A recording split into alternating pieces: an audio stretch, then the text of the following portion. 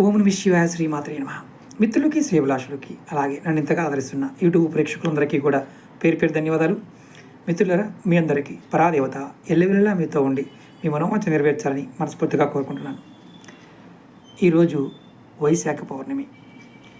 ఎవరైనా సరే ఆరోగ్యం కావాలి, సంపద కావాలి, మేము జీవితంలో అభివృద్ధిలోకి రావాలి, మనశ్శాంతి కావాలి, అలాగే నెగిటివ్ ఎనర్జీ తొలగించుకోవాలి అనుకునేవారు ఈ తేలికైన ఉపాయం చేయండి. చాలా తేలికైన ఉపాయం. మీరు సోమవారం మనకి శివభగవానుడికి ఇష్టమైనవచ్చు.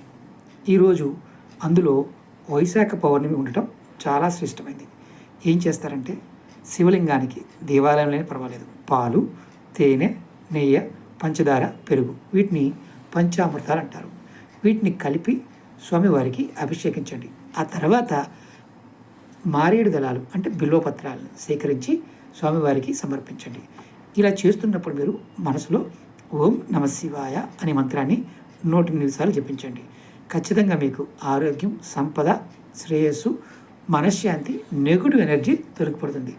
ఈ సమయానుకున్న శక్తిని మీరు వినియోగించుకోగలిగితే అత్యంత అద్భుతమైన ఫలితాన్ని పొందుతారు. ఓం నమ శివాయ శ్రీమాత్రే నమః.